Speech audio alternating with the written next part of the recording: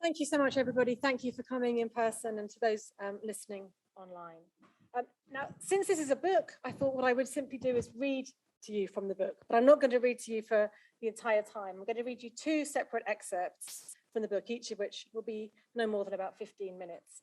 And I'll introduce the second one halfway through. But I'm just going to start from the beginning because the introduction of the book will introduce it to you now.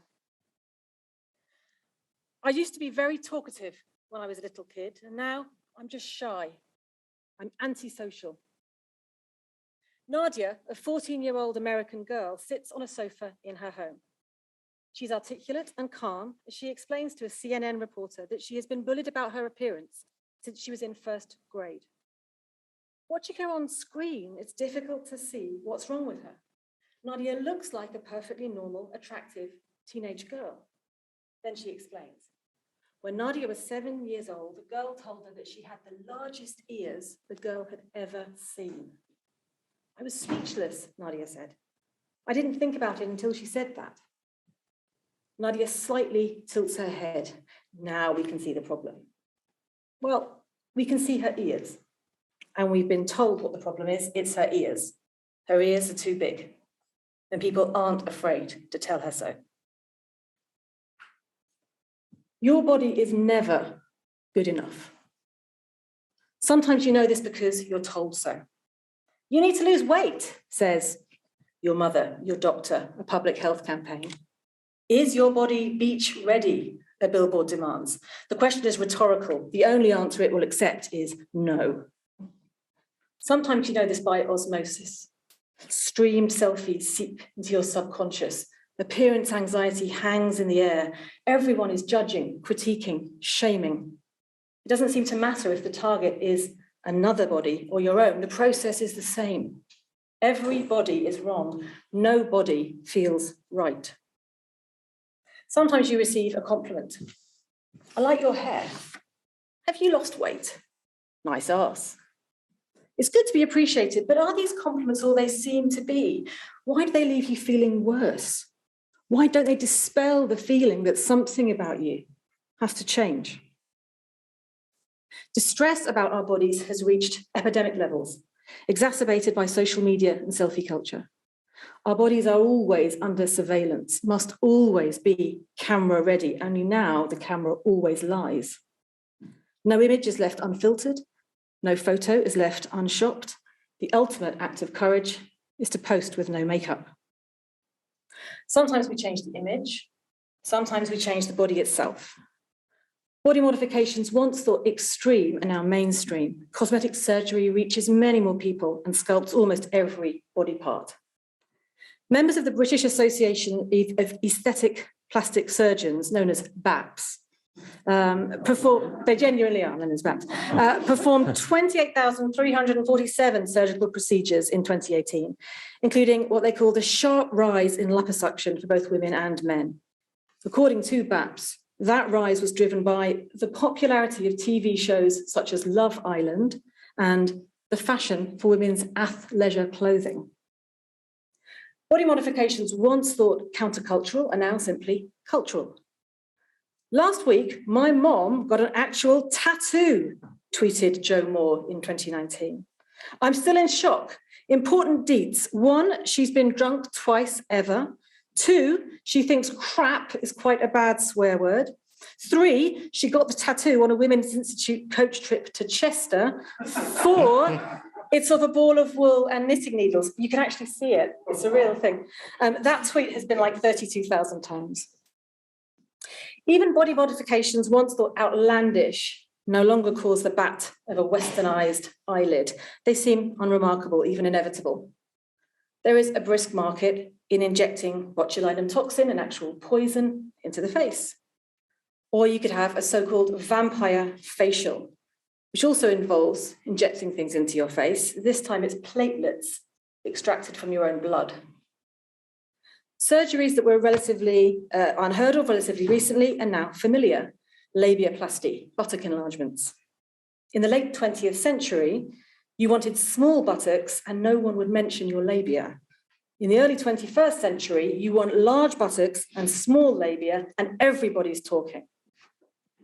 Many women will try any diet, exercise, or device that promises to help them get their body back after pregnancy. I Googled "get your body back" and found over 5 billion results. The first was a personal trainer offering 13 ways to get your body back into shape after giving birth. Okay, you ready? Here they are, 13 ways. Number 1, cut out sugar. Number 2, drink lots of water with fresh lemon. Number 3, use a smaller plate. Number 4, slow down. Not by sitting on the sofa and having a rest with your baby, you understand, but during meal times. Eat with chopsticks or scale down the size of your utensils. Use a small fork and a teaspoon, for example. Number 5, no white bread, rice, flour, or pasta. Number 6, eat soup for dinner for at least 3 nights in a row, with a teaspoon, presumably, although chopsticks would make it even slower. 7, avoid red meat. 8, eat the rainbow. Every plate should resemble a pride flag. 9, prepare for eating carrots, celery, peppers, etc. in advance. We're not talking mental preparation here, right? You don't have to psych yourself up to crudités. We're talking chopping and bagging.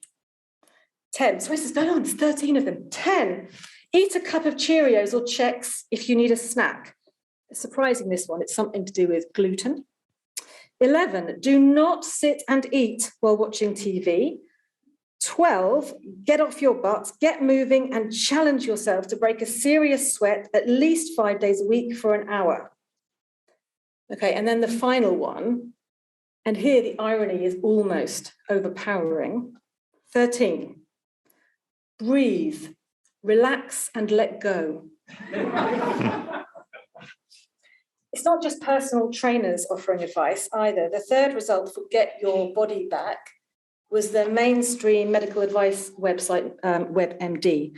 Dedication and patience are key to losing postpartum baby weight and looking like your pre-baby self again, it instructs. But in the quest to get your body back, which body should you be aiming for? Where along the journey to old age should your body be suspended? Which body should be reclaimed?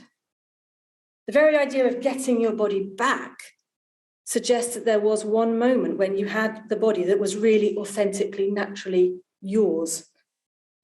On this understanding, our real bodies are not the saggy, stretchy, lumpy, wrinkly ones that somehow we find ourselves in.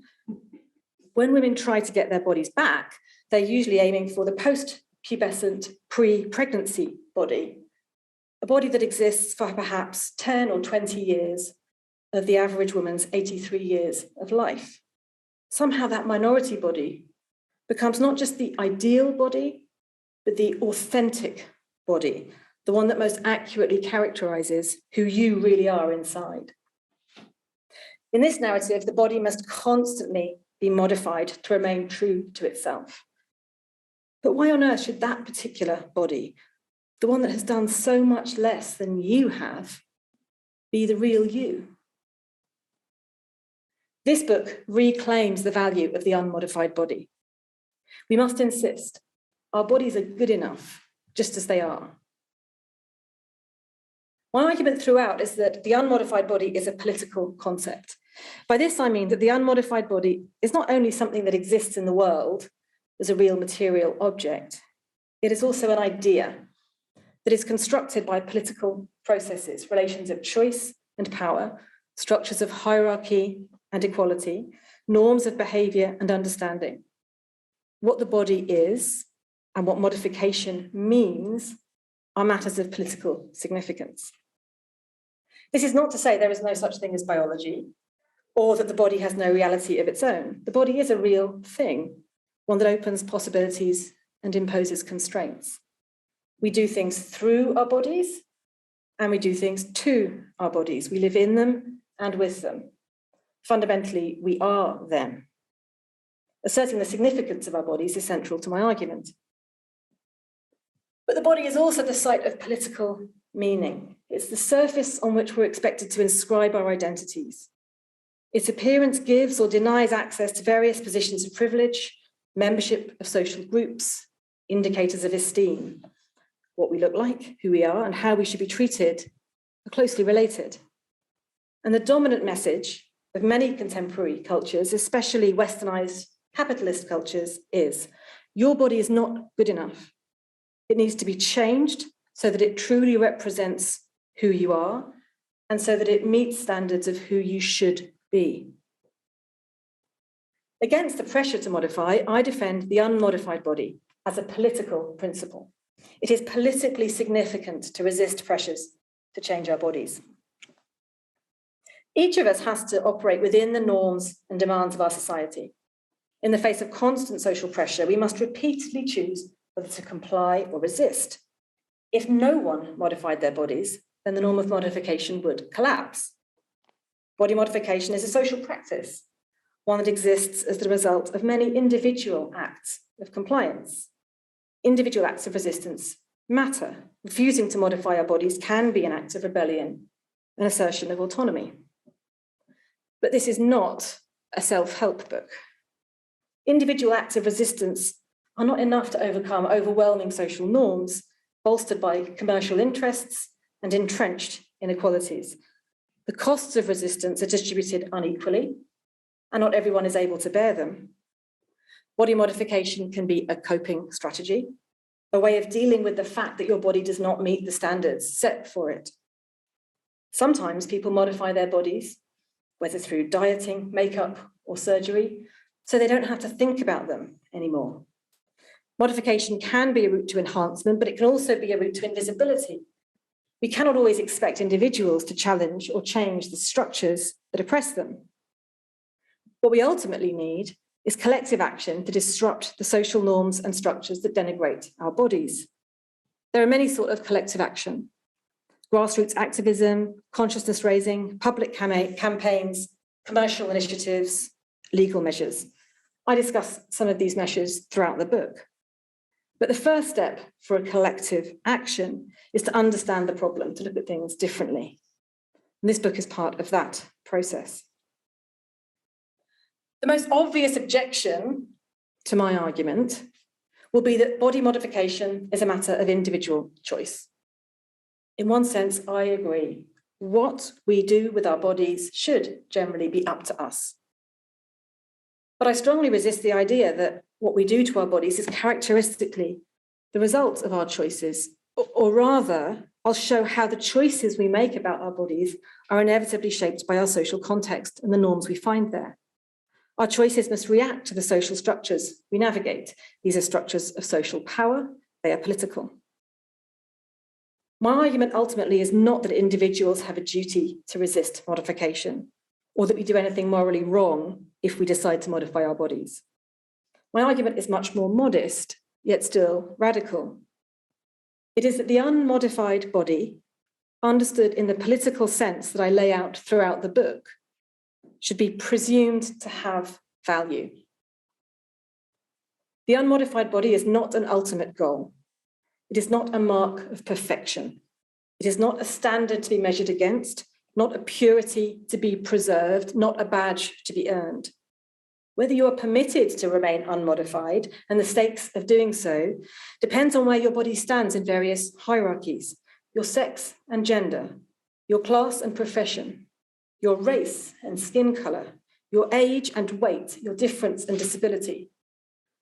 Prizes for remaining unmodified would be prizes for the privileged. Instead, the unmodified body is a premise, it is a foundation. The unmodified body should be defended as a default. It does not have overriding value. Individual bodies should not be judged for their levels of non-modification. But the principle of the unmodified body does have value, and we're in a position where that value needs defending. Okay, that's the end of the first excerpt, and that's the introduction. And then I was trying to think, what would I read for the second excerpt? And it's a long book, and I wanted to give some sense of the breadth of the book. So I thought about reading something to do with perhaps a topic like deafness and disability, or the topic that I discuss of hair and racism, or perhaps one of the topics that is specifically focused on men, perhaps talking about circumcision or bodybuilding. All of these examples are examples that I talk about in the book a lot. But then quite a lot of people told me that they were going to come tonight or be online and bring their daughters. So I thought I would read this section I'm going to read to you about makeup and about girls. In the section I'm going to read, I talk about a concept that I introduced in the book called shame-tenance or shame maintenance. So shame-tenance is something we engage in when we do things that maintain the social norm that something is shameful. So we maintain shame either by actively shaming others or simply by keeping things private, silent, invisible, unsayable. And we engage in shame-tenance as well when we feel shame about ourselves, when we accept the idea that privacy is necessary or silence is essential. So shame-tenance is going to feature in the next excerpt.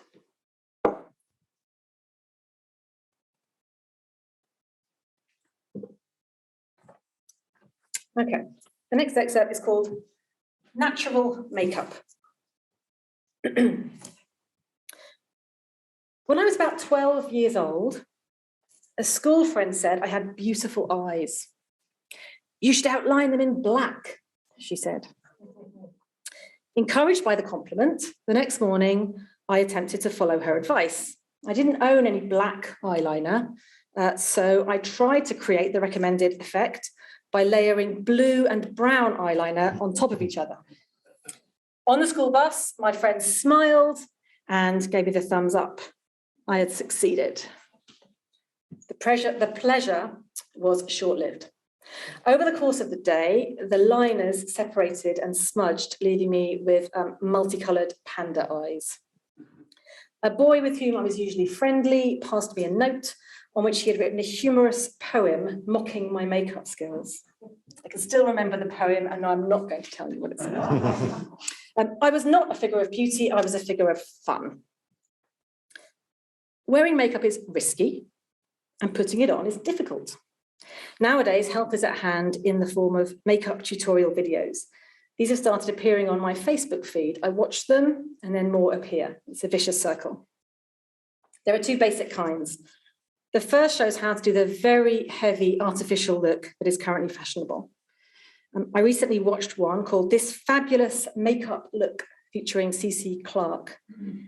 It started with a woman who already had what looked like flawless makeup on. Could that really have been her natural skin? She then added a baffling, past-the-parcel-worthy number of layers on top until any semblance of nature was exterminated. There's nothing remotely natural about that look. The second kind of makeup video showcases natural makeup. Natural makeup is makeup that is designed to look as though it is not there, or at least to contrast with heavy, obvious makeup. Someone wearing natural makeup hopes to appear beautiful, fresh, pretty, and healthy, rather than glamorous, overtly sexy, or dramatic. Natural makeup is makeup that does not advertise its presence. You might think that natural makeup means no makeup, or at least minimal makeup, or surely quick and easy makeup. You'd be wrong. If you look at any beautician's guide to natural makeup, one cliche is repeated over and over. Natural makeup requires a lot of products and takes a lot of time. Barely there, natural makeup is a look countless celebrities have been wearing in recent months, Glamour magazine reports. But the au naturel, I'm just genetically blessed, no makeup look takes more work than you think. Glamour's recommendations for achieving the natural look require a 9-step process and products costing between £200 and £300. Cosmopolitan concurs. In theory, natural makeup should be oh so easy. It's minimal, which means minimal effort, right? I wish. Their recommended regime uses 15 products and requires 9 steps, many of which involve applying a product and then immediately removing most of it. So natural makeup is not only compatible with artifice, it demands it. What makes it natural then? In part, it's that it looks natural. It looks as though it's not there. It deceives. nature as artifice, nature as deception. That's an odd conclusion. But of course, you're not really supposed to look as though you've got no makeup on. You're meant to look turned out, put together, professional. You've made an effort. But your effort fits within a certain aesthetic, one that prioritizes a fresh face, an image of health, the impression of effortlessness alongside the reassurance of effort. Today, I'm going to share with you how to create a really youthful, wide awake and fresh look, says makeup artist Katie of Beauty in the Boutique. But like you haven't tried too hard. Philosopher Heather Widdows argues that beauty has become a moral duty, something that all women are expected to achieve. Girls used to be judged more on their character and virtues.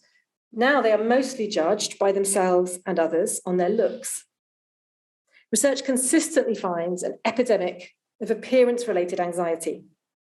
The Nuffield Council on Bioethics, an independent think tank and research organisation, reports that a growing lack of confidence with respect to their appearance is holding girls back from doing many things that they enjoy, such as wearing the clothes they like, having their photograph taken, participating in sport or exercise, speaking up in class, using social media, socialising, or generally having fun with their friends. Appearance trumps everything else. A significant number of young people in their late teens report that they care more about their appearance than their physical health. And this imperative doesn't just affect girls. Every woman of every age, class, and nationality is expected to make herself beautiful. Beauty has become something that all women must achieve if they are to be good enough, where good enough should be understood as a moral requirement. But beauty standards don't affect all people equally. The precise norms that apply vary.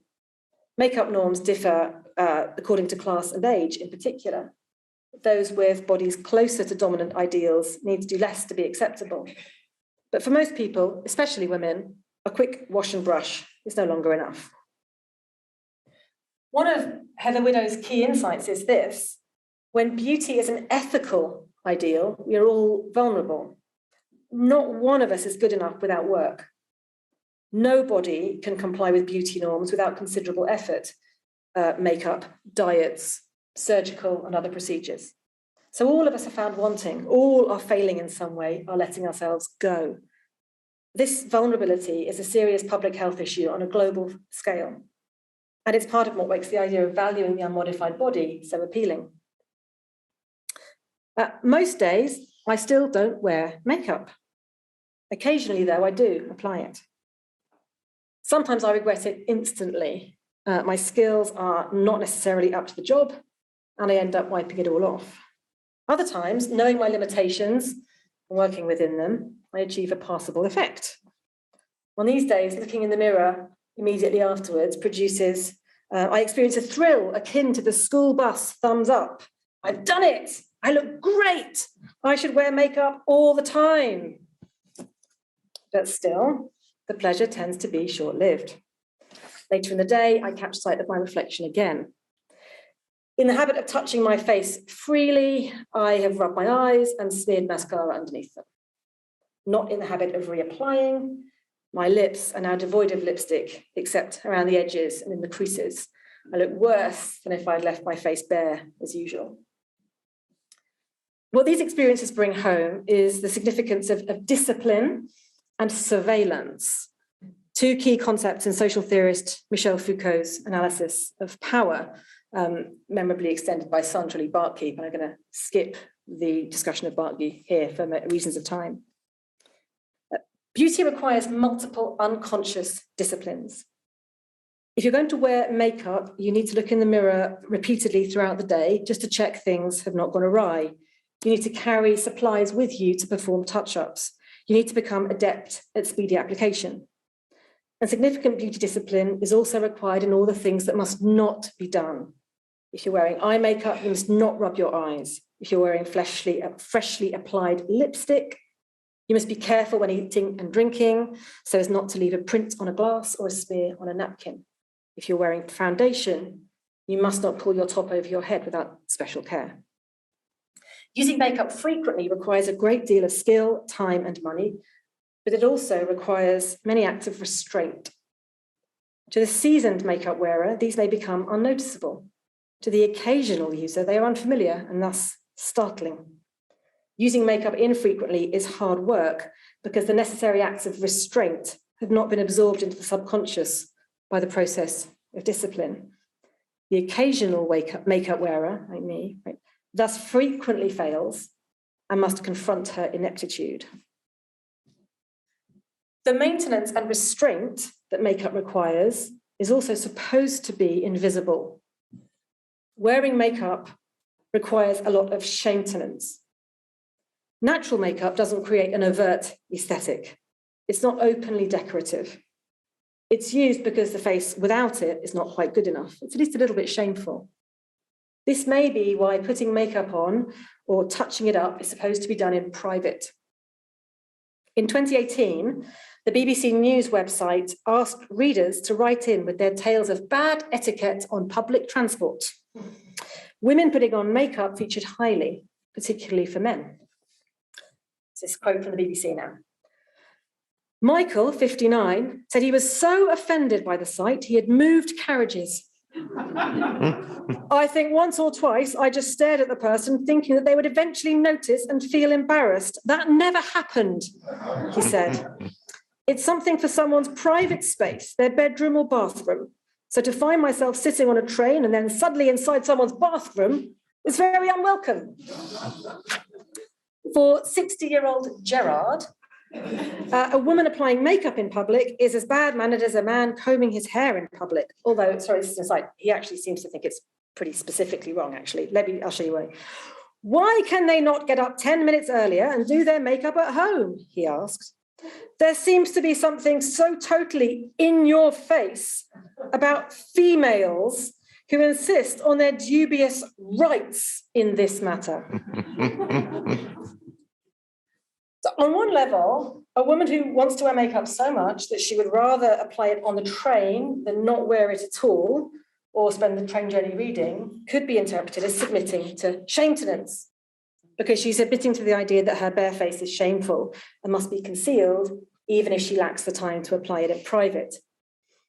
But on another interpretation, women doing their makeup on public transport are refusing to perform shame-tenance. They are refusing to accept the idea that it is shameful to wear makeup, that makeup must conceal its presence, must deceive the viewer, must pretend it is unnecessary. Refusing to wear makeup at all is one sort of rebellion. Wearing it proudly and applying it in public is another. Wearing no makeup says, my face is fine as it is. Wearing obvious makeup or applying it openly says, it is fine for me to spend time on how I look. Natural makeup, applied in private, says, my face is not fine how it is, and I don't want you to know what it takes to look like this. This is shame-tenance. The second key aspect of Foucault's account of power is surveillance. When I wear makeup, I'm reminded of this ever-present gaze of the other. Makeup takes my face out of easy existence and transforms it into an object of appraisal. Without makeup, my face is just my face. It may look better or worse than other faces or than itself at different times, but it's not likely to be embarrassing or humiliating. As long as it's clean, my face without makeup can go about its business untroubled. When it wears makeup, on the other hand, my face requires constant attention. It needs to be inspected in the mirror at regular intervals. It needs to be fixed. It needs equipment. It draws attention to itself, not simply as part of a person, but as a work of art, a product, something adorned. A bare face says, this is how I am. A face with makeup says, don't I look good? This feels like a lot of pressure. Women who wear makeup every day often report that they feel unfinished without it. The use of the term my face to describe makeup, as in I need to put my face on, demonstrates this experience. For these women, the thought of going out without makeup on may be shocking, humiliating, or unbearable. The condition of being made up feels normal, even natural. The condition of being barefaced does not. It's reasonable to conclude that for many women, the naked face feels like a face under surveillance, a face in which all the blemishes, dark circles, and wrinkles are exposed for all to see. The point here is that whether a person is aware of being under surveillance depends in large part on whether her face looks normal to her, which is related to but distinct from whether her face conforms to the social norm of the particular context. A full face of makeup is not normal for me. For this reason, I'm much more comfortable wearing natural makeup than I am wearing overt makeup. Natural makeup is supposed to be invisible, and so I can apply it and be satisfied with the results. Shame-tenance works. My dark circles and red patches are covered up and I look better.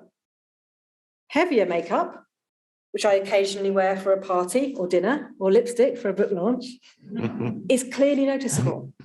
If I've done a good job of application and maintenance, my made-up face looks better than normal. If not, it looks worse than normal. Either way, either option makes me feel self-conscious and subject to surveillance. I mean, here, I'm clearly under surveillance, so let's put the red lipstick on, right? That's the thought.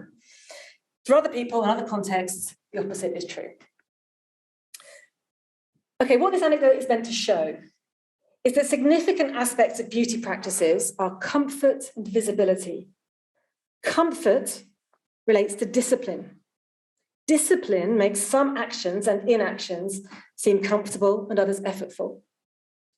Visibility relates to surveillance. Some beauty practices make us feel visible or hyper-visible. Others make us feel invisible. Sometimes beauty practices aim at making the practitioner visible. She wants her appearance to be noticeable. But beauty practices can also aim at invisibility, at making a person blend in rather than stand out. Both the presence and the absence of makeup can have both effects, depending on the person and the context involved. The era of social media, selfie culture, and ever more Orwellian technology is a context of ever-increasing surveillance. Our culture is a profoundly visual one. Everything we do has to be documented in images. What's the point of going to a restaurant if you don't Instagram the food? Why watch a firework display with your eyes if you could video it and watch it through a screen? Social media is making increasing use of video with platforms like TikTok and Instagram, encouraging us to submit ourselves to surveillance as we move and speak. And the COVID-19 pandemic means more of our time is spent on video conferencing platforms like Zoom and Teams. Hi, Zoom and Teams audiences, which confront us with our own image, even while we try to focus on others. These acts of self-display require even more work to perfect. Zoom provides various filters, including a pretty convincing virtual lipstick. Although, if you put your hand over your mouth, there's a risk that Zoom will draw lips on it. But if you want realistic eye makeup, you'll have to do that yourself, perhaps following one of the online tutorials designed especially for video conferencing. Either way, it is draining to cope with constantly seeing yourself on camera in meetings. As psychologist Jeremy Bailenson puts it, Zoom users are seeing reflections of themselves at a frequency and duration that hasn't been seen before in the history of media and likely the history of people. In this context, it is hard to avoid feeling visible. It makes sense then that we might find solace in invisibility, however we manage to achieve it. Natural makeup presents itself as invisible, even while reminding us that we are constantly under surveillance. Natural makeup is all about artifice. It is all about pretending that we really look this good, while at the same time locking us into shame-tenance. The idea of nature, used here, is an enemy. It doesn't help us resist the charge that your body is never good enough. It reinforces it.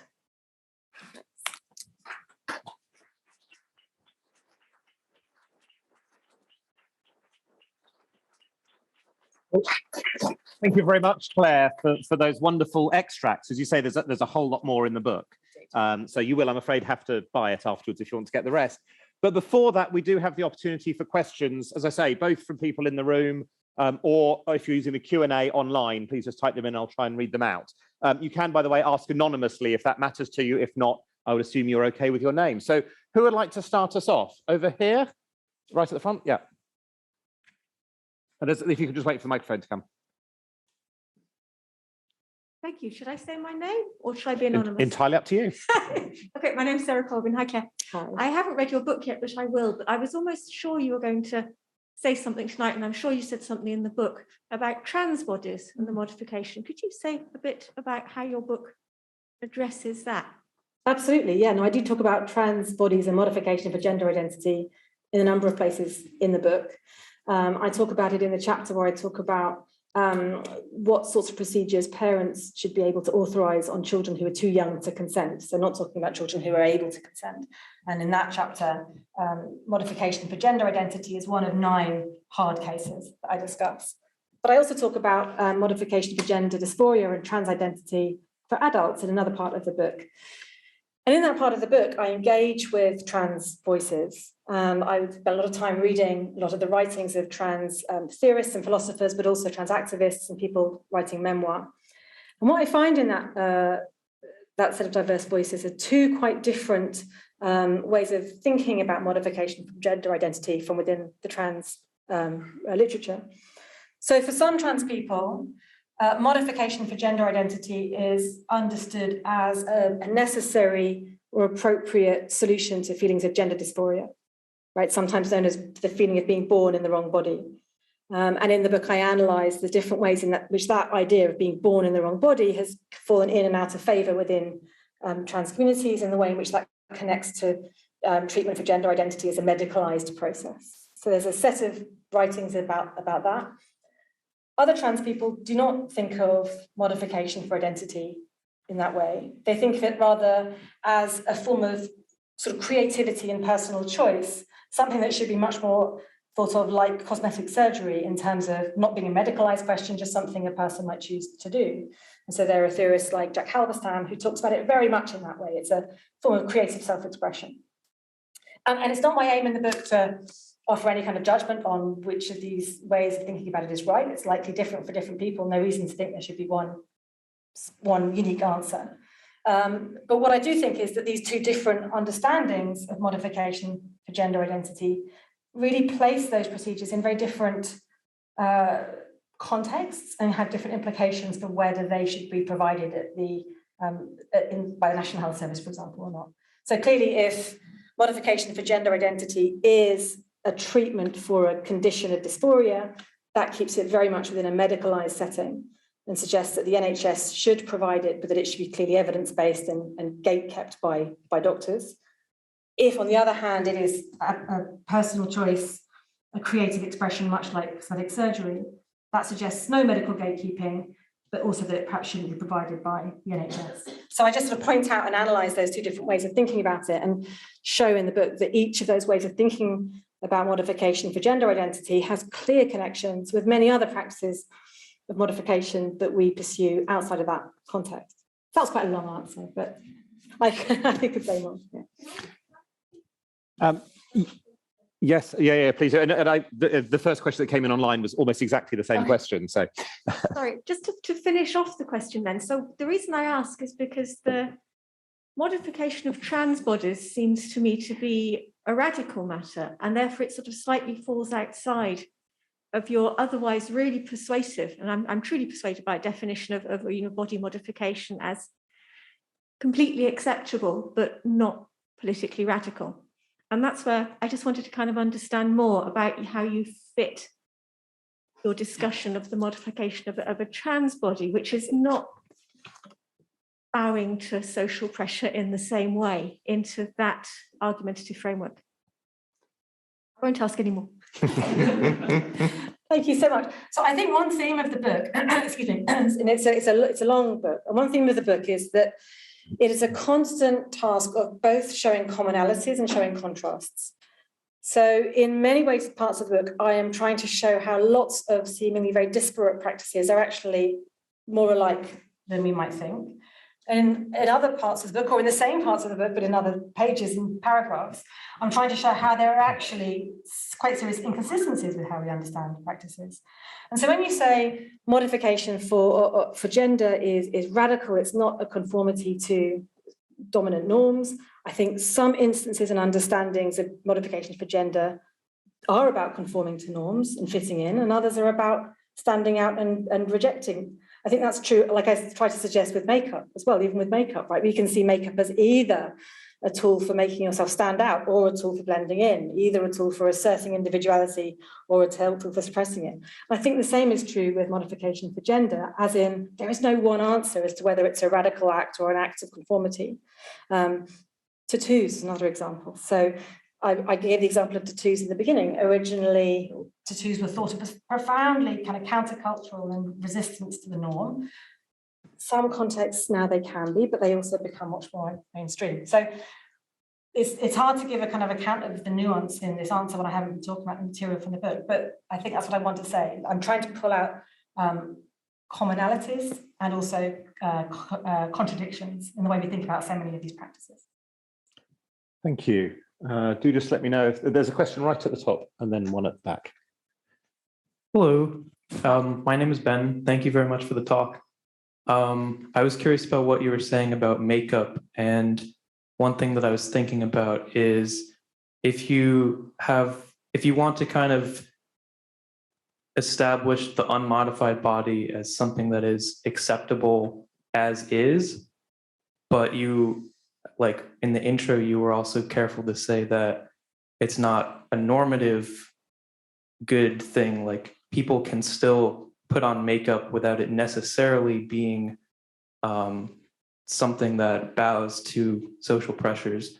So what I'm wondering is how, in the absence of discouraging the usage of makeup, how can you kind of unsettle the expectation of modification? So like if someone, and you like acknowledged yourself, like I'm at a book launch, so I want to look, presentable. So if someone doesn't kind of use their own face or body as a site of resistance by not modifying it, then how do you, in the absence of that literal physical resistance, how do you unseat those norms? Thank you so much. That's a really great question. So one thing I want to say is that I don't think we are ever really acting outside of the influence of social norms, right? So it's not that I think that there are those of us, or there's moments where we are purely pushed to act in accordance with norms and other moments where we break free and are liberated. No, we're always operating within a context of social norms. I mean, my analysis is quite sort of Foucauldian in that sense, for those of you who know Foucault's work. So the question is always, what is your norm compliance or norm resistance doing? It's never going to be free from the context of norms. It's going to be operating within that context, either by purely complying or by offering some resistance or some radical resistance. And the example of makeup is interesting because, again, it's very context specific. So I mentioned in the reading the work of Heather Widdows, another academic philosopher, and she actually says that in academic philosophy, I think she's right about this, it is very non-normative to wear makeup. And actually she's a woman who likes to wear makeup every day. And she describes how, in her career, she has very frequently felt and actually had clear evidence that she was being discriminated against because she was wearing makeup. And that implied that she was not being sort of serious and respectable.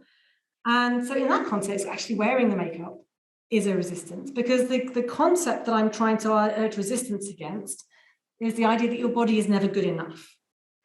It is never doing the right thing. It is never correctly displaying the identity or the virtue or the character that it should be. So in the academic philosophy context, the woman wearing makeup, she is not good enough because she is not displaying the correct intellectual virtues of no makeup. That was her experience. That was Heather Widdows' experience. So it's nothing like as simple as saying, all of you go away and do nothing, right? Because that's going to have a different political impact depending on your political context. And so that's why one of the things that actually I've changed a bit is I don't know if any of my colleagues in college have noticed this. I've actually started wearing bright lipstick more regularly, right? Actually, deliberately. As somebody who genuinely never really wears makeup other than that, and thinking, you know what? Maybe we can be, intellectual academic women with lipstick on. Maybe that's a resistance of sorts. So I think the question of how individuals resist is subtle. The question of the costs of compliance and the costs of resistance is also subtle and unequally distributed. And that's why I don't want to say, you must do this or you must not do that. But I would like us to start a conversation, just questioning what we do when we think that no matter what we do or don't do, our bodies are never quite good enough.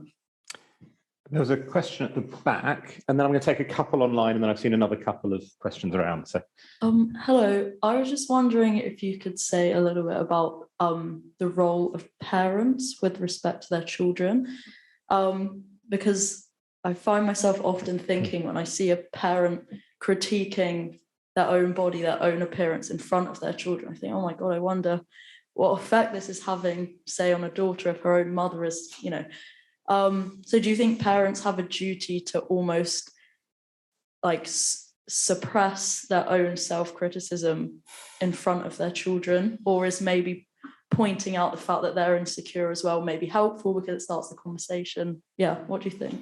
Oh, that's a great question. And I suppose I only have my sort of impressions back. We'd have to do some, controlled experiments, wouldn't we, to really know for sure. I think sometimes simply being made aware that other people are judging, even if the judgments are favourable, adds to the insecurity, right? So even just knowing that, thinking about whether your stomach looks big or thinking about whether your face looks wrinkled, whatever, puts in your mind, oh, that's the thing I have to worry about, is it? I didn't know I had to worry about that. No, I do. And that's, I think, what you see with these development of new cosmetic procedures, right? We didn't used to have to worry about our labia, but now, oh, wait, do we? Okay. So sometimes any mention of bodies, whether good or bad, and complimentary or shaming is harmful. But I don't think realistically, as people, as parents, we are going to be able to refrain from that entirely because we are so deeply immersed in it. And we're all deeply immersed in it. And the subject that we critique might be different. For some of us, it might be fatness or weight or body shape. For some of us, it might be grey hair. For some of us, it might be wrinkles or not being made up. But we all have deep, deep senses of what is and isn't appropriate standards. So I think probably ultimately it's a combination of trying to stop doing that, but also talking to our children openly about these things, saying we live in a culture which is actively marketing appearance anxiety to you, which is actively pushing you to feel bad about your body. When everybody feels bad about their bodies, it's probably not the bodies that are the problem. And I think talking to our children about that has got to be part of the picture, because even if we are completely silent as parents, right, sure as we can absolutely guarantee that the culture generally is not going to be silent. They're going to get those messages. There's been some great questions online I'd like to put to you. So the first one says, thanks for the insightful book excerpts. What's your attitude on eating disorders? Do you think controlling the diets and or workouts, which seem quite different from, say, beauty surgeries and makeup as they are not fake, also is counted as body modification? Oh, yeah, okay. Great, there's lots there. So the end bit there is, what do I mean by body modification, right? And by body modification, I explicitly don't discuss in the book, just out of scope, modifications that are sort of enhancements, like, transhumanism, giving yourself an extra sense or anything. I'm not discussing that kind of thing. That's out of scope of the book. Otherwise, it would be even longer than it is. So by modification, then I mean anything that we do to try to change our bodies for one of three main families of reasons. The first that I've been talking about mainly today is looks, how our body looks, what our appearance is like. The second is our identity. We might want to change our body so that it more accurately reflects how we feel we are, how we feel we should identify, or how we want others to identify with us. And the third is health, right? Health or health and hygiene, right? So it's clearly not part of my argument to suggest we should never modify our bodies. Of course, we want to do things like clean our teeth and brush our hair and all these things, right? They're really important.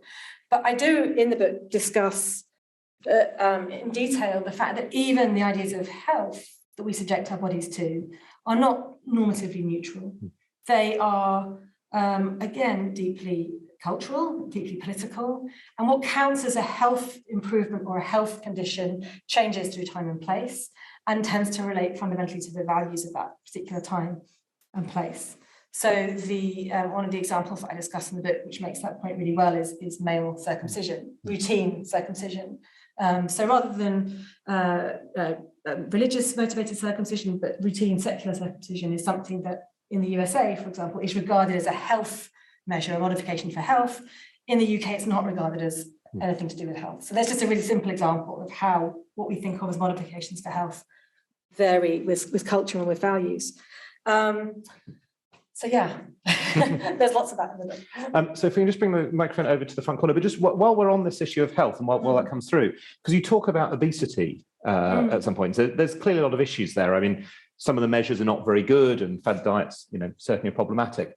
But there is also a health relationship, and you'll presumably have seen, for example, Cancer Research UK got a lot of pushback for some of their advertising about how obesity led to cancer or increased cancer risks. Yep. How do you balance the sort of health aspects there with avoiding, inappropriate, fat shaming or whatever it might be?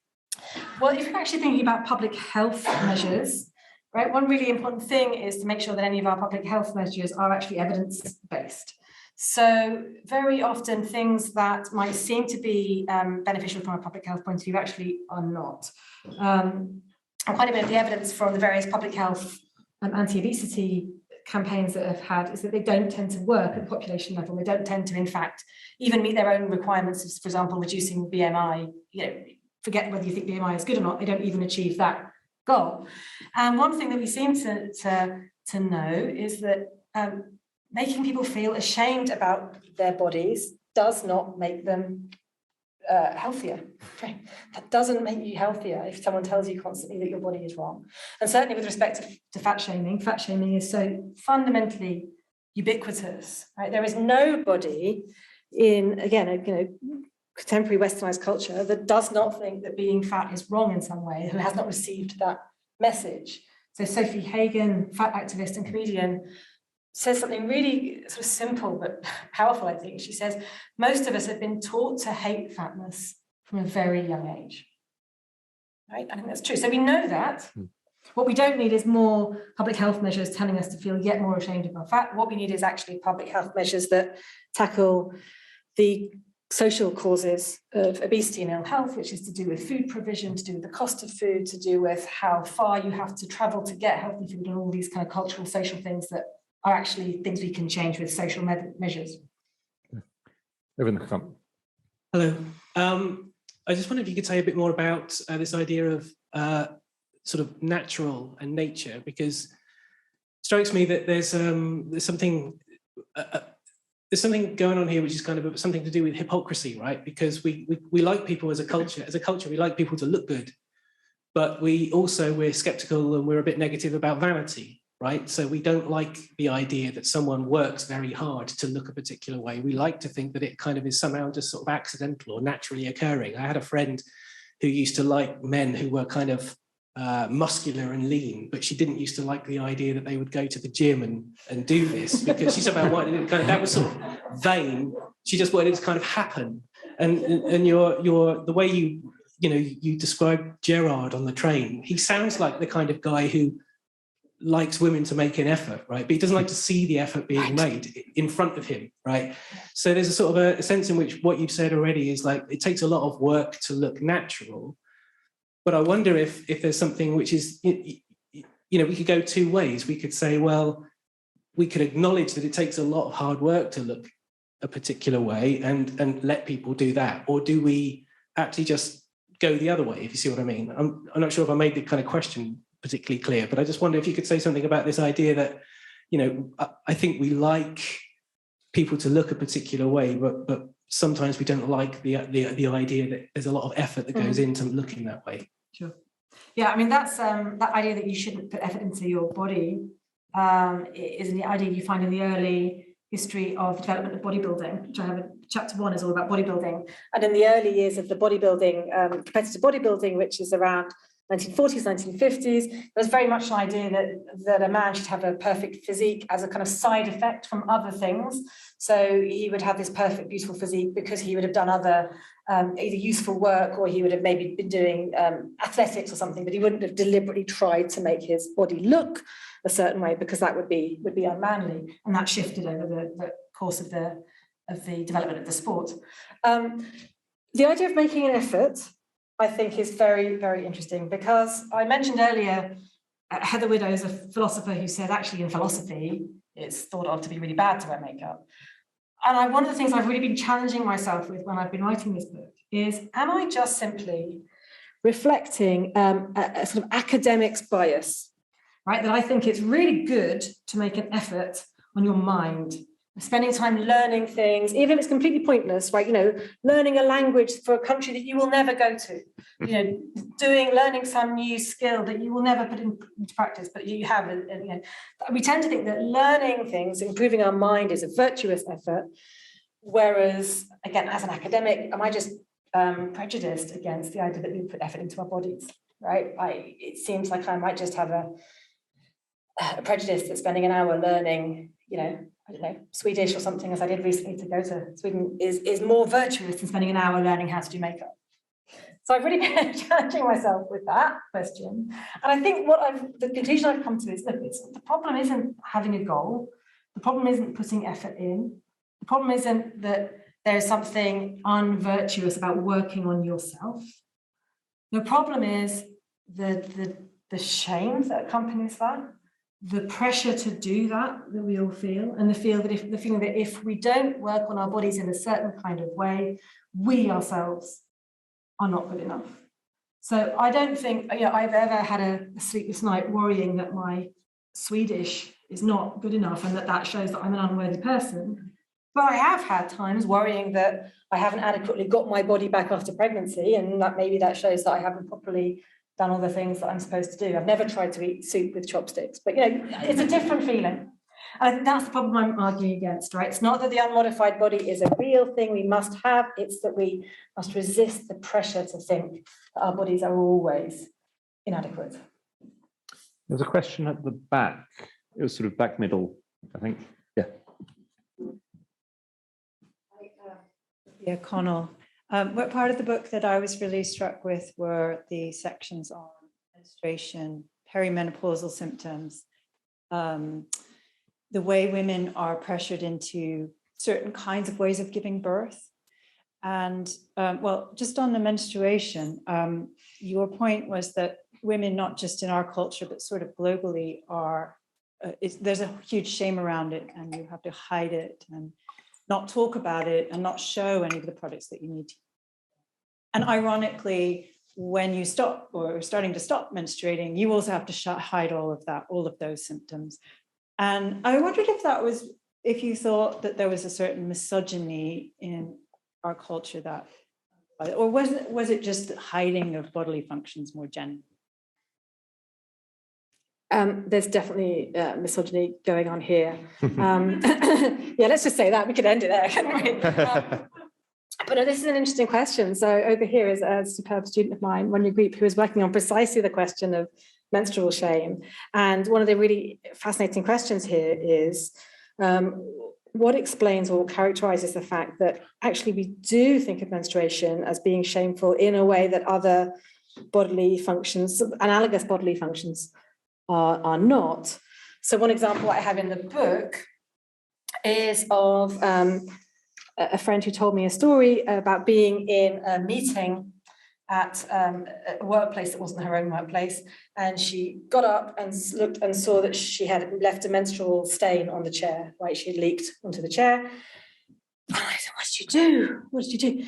He said, "I pushed the chair in and left," right? And that is definitely what I would have done. Okay, but if I had cut my hand on paper or something in the meeting and it had dropped on the chair, I would have said, "Oh, I'm really sorry, I bled on the chair. Oh no, I'm sorry. Let me go and wash it." "Oh, I'm really sorry." And I wouldn't have been ashamed of it. So there's definitely something specific to menstruation. I think it's definitely just connected in really deep ways with the shame of womanhood. the idea that women are particularly sort of unclean and dirty, the idea of the sexualization of girls at puberty and so on. And then with the menopause at the other end, then again, you've got shame because you've got the movement of the woman out from the period where she's sort of socially valued, right? When she becomes the older woman who is, as we know, not the woman that is the one we should be aspiring to culturally. So, yeah. I mean, that shame falls more on females than men. Oh, in general? I think that's right. I think that is somewhat shifting. So one very large study that I quote in the book of about 80,000 adults in the UK found that 2/3 of men feel ashamed of their bodies. Definitely is male shame.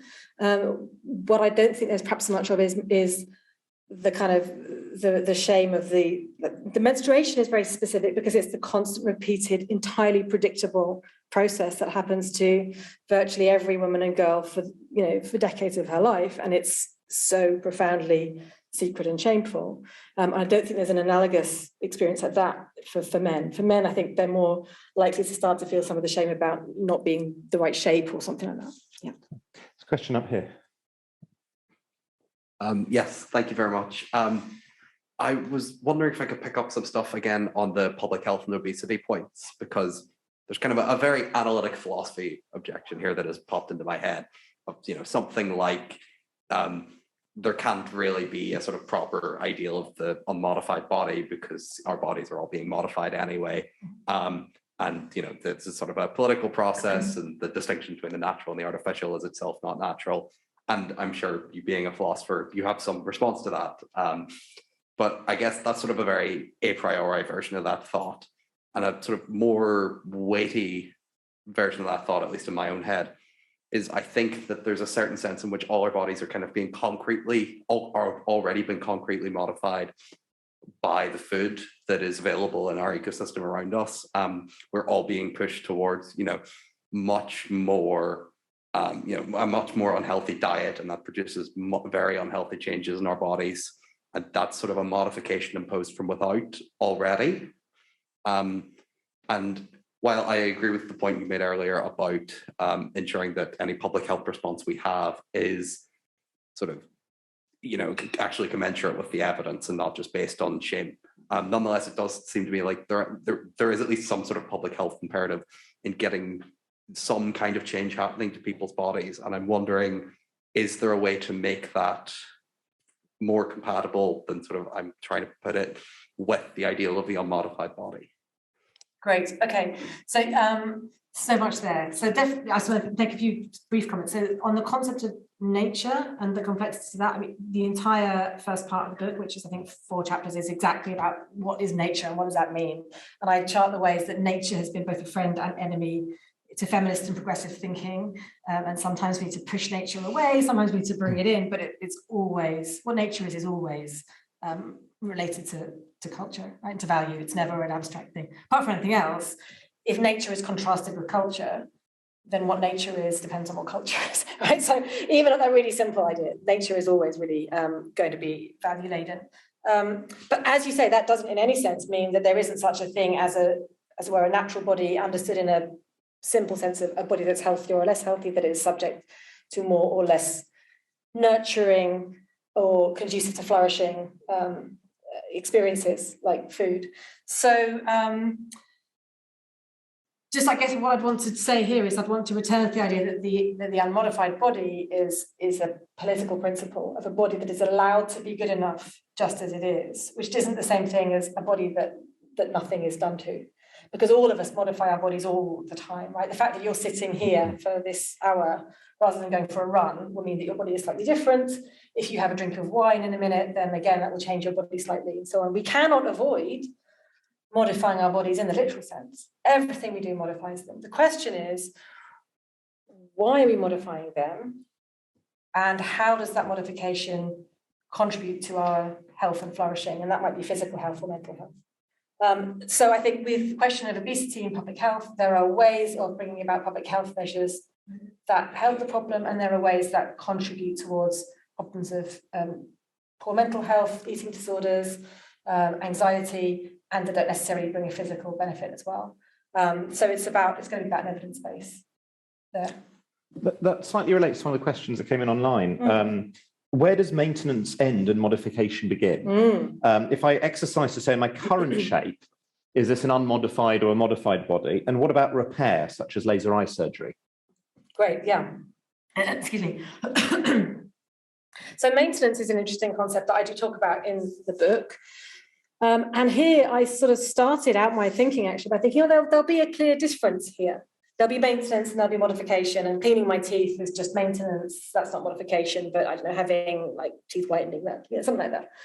But actually, I don't think that distinction is it's sort of intuitive, but it's not really particularly clear at the level of philosophical analysis, because what we think of as necessary for maintenance, firstly, depends fundamentally on what our bodies are like.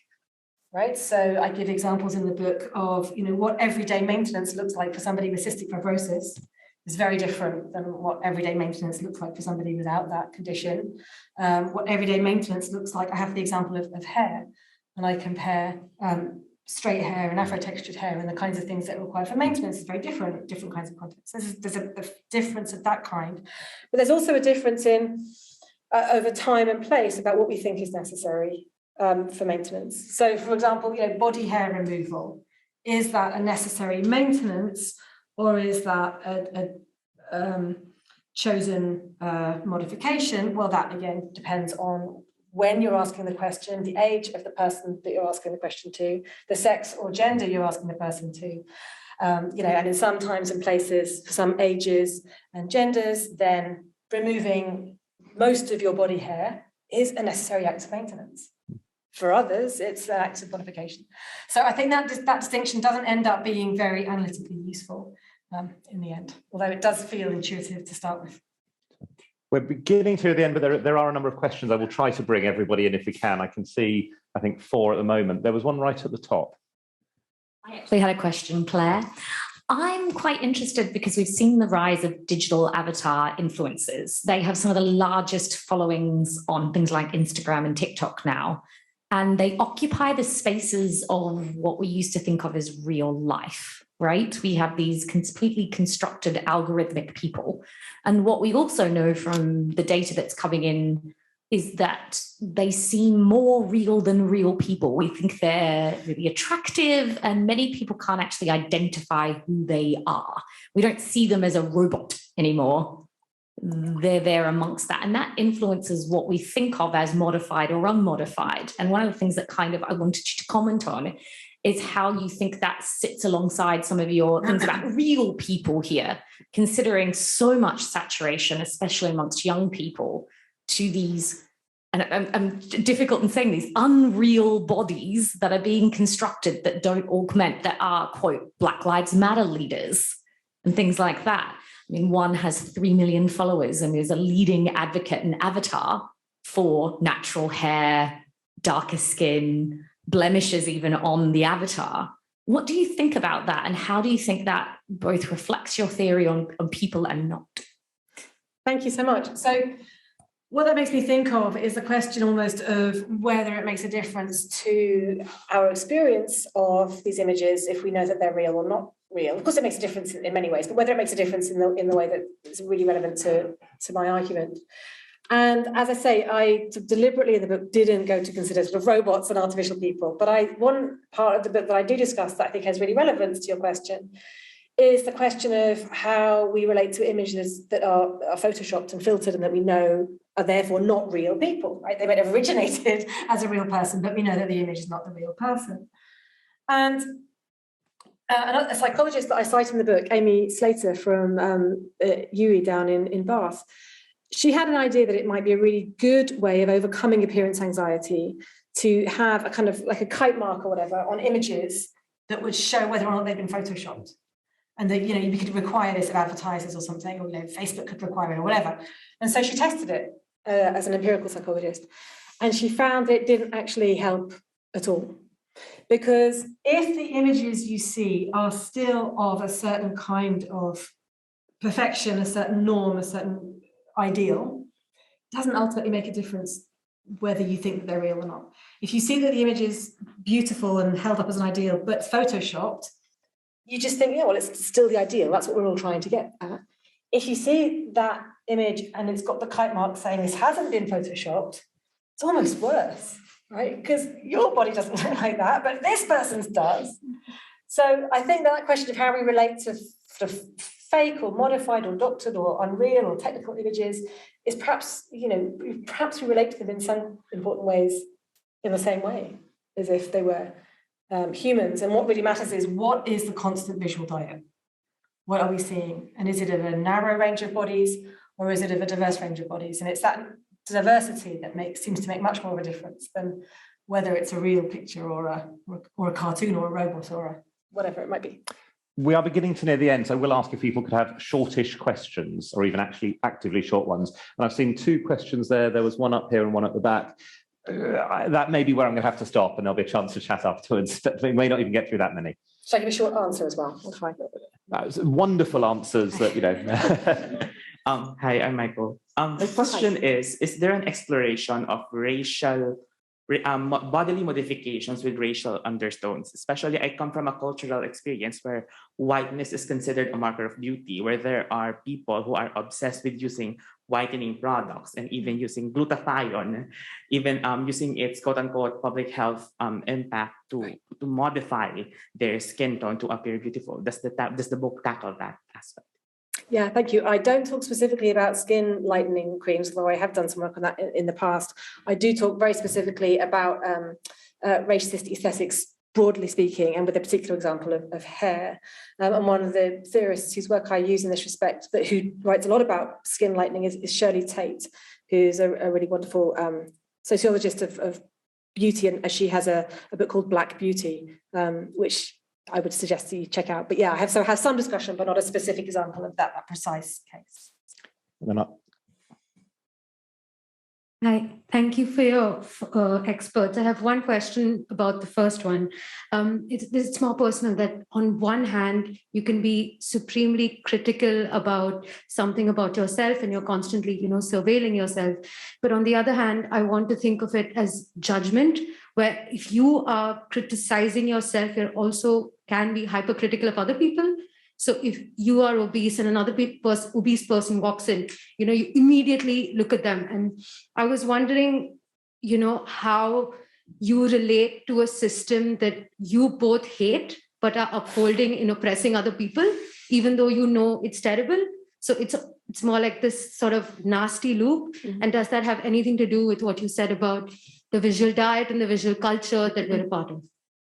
I think that's a great example. And I think that's also partly what's going on with the example I gave at the very beginning of the first reading about compliments, right? How sometimes compliments can feel not great. You look great. Have you lost weight? It's like, well, okay, so you're looking at me, you're questioning what my weight is like, you're noticing, you think that the fact that I look good is because I've lost weight. So that suggests that before I was heavier and I didn't look good. All this stuff goes through, right, straight away. So it's almost as soon as any comment comes in, even if it's a nice comment, we start on this. So yeah, that's my brief answer. Yes, I agree. There's a question right at the front here.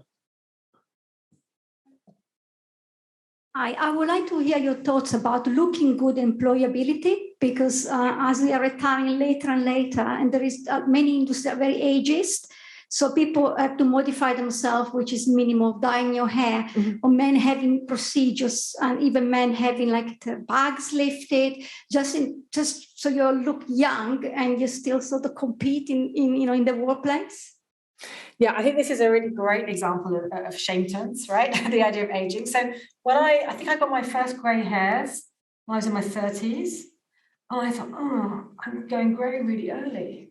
Like, people don't get grey till they're 60, 70, 80. And of course, that's not true. We actually start going grey when we're 30, but virtually every woman dyes her hair. So I actually genuinely thought that you didn't go grey till you were 60, 70 sort of age. And it's that kind of example, I think, where when we, again, it's about the visual diet, it's about the idea of what aging looks like, what is acceptable to show, what kinds of aging is acceptable, not acceptable. So for sure, age is part of it, absolutely. Yeah. The question right at the back.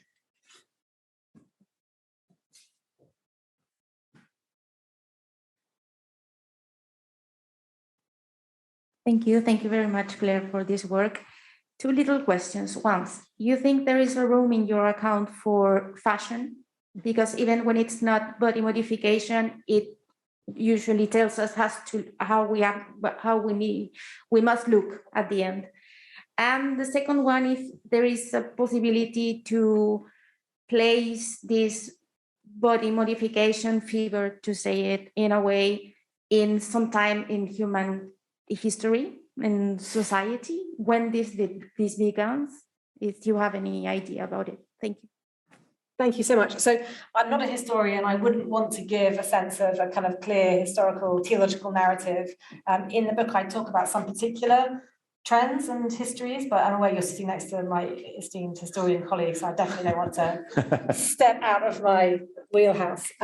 One thing I do think is distinctive about the contemporary moment is clearly the internet, social media, that constant barrage of images we get over and over again, all day, every day, without end. That does seem to me to be pretty unprecedented. And certainly there is the data on anxiety about appearance does seem to suggest it's getting worse. And Girl Guiding, who do an attitude survey of girls every year, they report that girls, they've been doing that since I think 2009, so we're talking recent history, not a long view, but the girls have got more unhappy consistently over those years. And that's not all about appearance, but quite a big dollop of it is. Fashion. Okay, yes, so fashion is very often about bodies as well, isn't it? It's not just about clothes that are sort of you can just put on and so on. And that's why certain kinds of fashion seem much more compatible with body sort of neutrality than others. So like jewelry or something, you don't have to have a particular body type, whereas most clothes look good or bad depending on the body shape. And most clothes are only ever advertised on a very specific body shape. And this is something on my Facebook feed just, I think it was 2 days ago, I was given an advert for swimwear that was supposed to be tummy control swimwear. And the model in the picture was incredibly flat stomached. And I clicked on all the comments and I was so relieved because there were this big range of comments and every single comment was somebody saying, well, then show us it on a model who has a tummy. Like, don't show us tummy control on a model with no tummy. Whereas other brands, so I get adverts from the brand Snag Tights, which appear on my feed, and they showcase their things on models with a really wide variety of body shapes and types, including disabled bodies.